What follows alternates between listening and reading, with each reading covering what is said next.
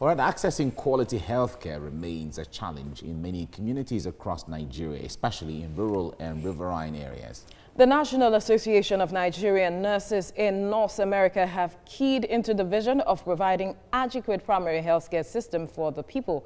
One of such that has now been added to the number is the Untitled Healthcare Center in Ijebu-Ode, which was recently renovated by the group and well received by the Ogun State government.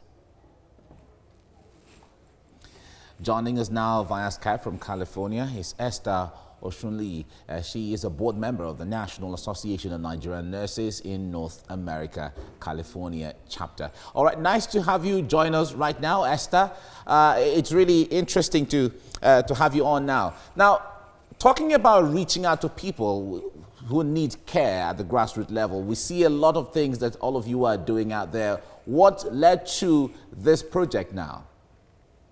Oh, thank you so much for having me again. Actually, this project started because we are nurses, and what we do is health education. And the majority of our members were actually trained in Nigeria. So we really do have that passion to give back to Nigeria. So one of our initiatives is called Rural Health Initiative. In this initiative, we have what we call Take Me to Your Village. So for 8 years, Nana will sponsor this program, and the person that is taking us to his or her village will have to provide us with security and accommodation, and of course, community engagement, because we need the people on ground to be able to help us with language, with crowd control for our health missions. However, Nana will provide everybody with food, with transportation, and all the medication and the supplies will be bought by Nana. May I say, for this particular initiative, the Take Me to Your Village, we really want to thank the Federal Ministry of Health under Dr.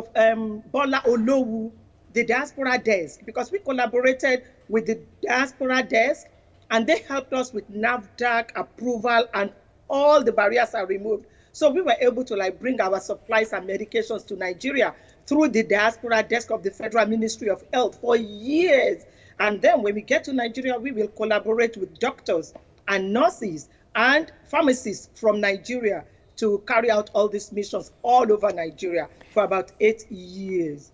All right, one concern for a majority of Nigerians is accessibility and affordability, which has led a lot of them to pocket medical expenditure, and that costs a lot for a lot of persons. How accessible and affordable is this going to be for the people of Ogun State?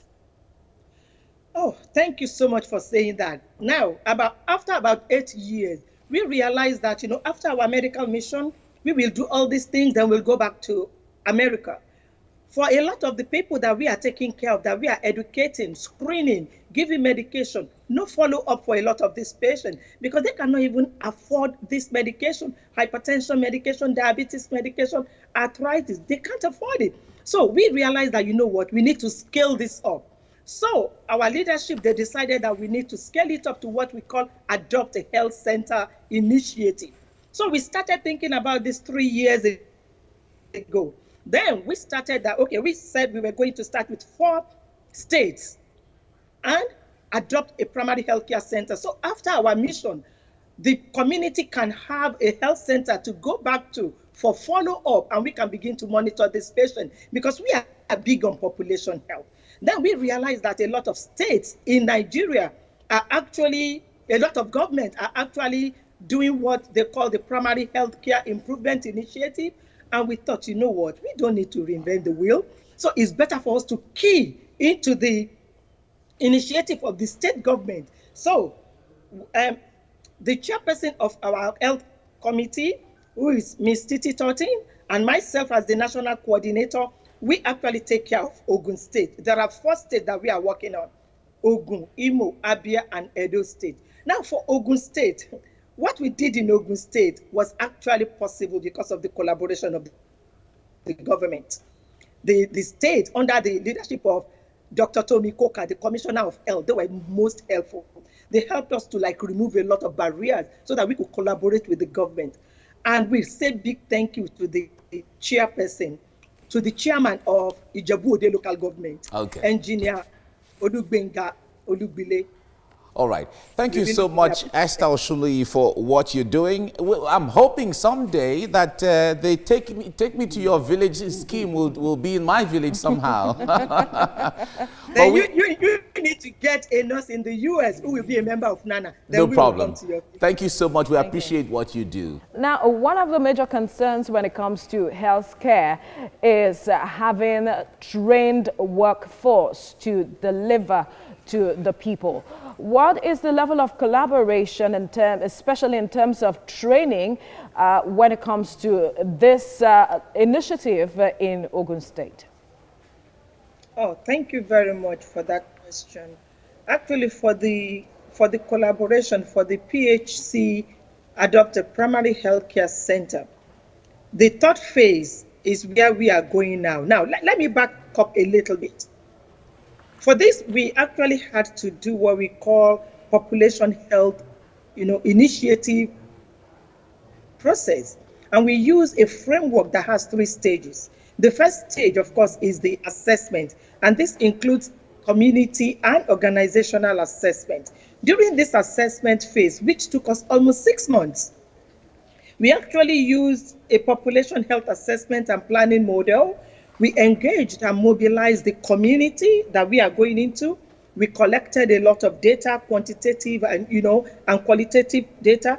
We worked with the local government. We worked with community members to actually do a walkthrough with all the local people to do a walkthrough.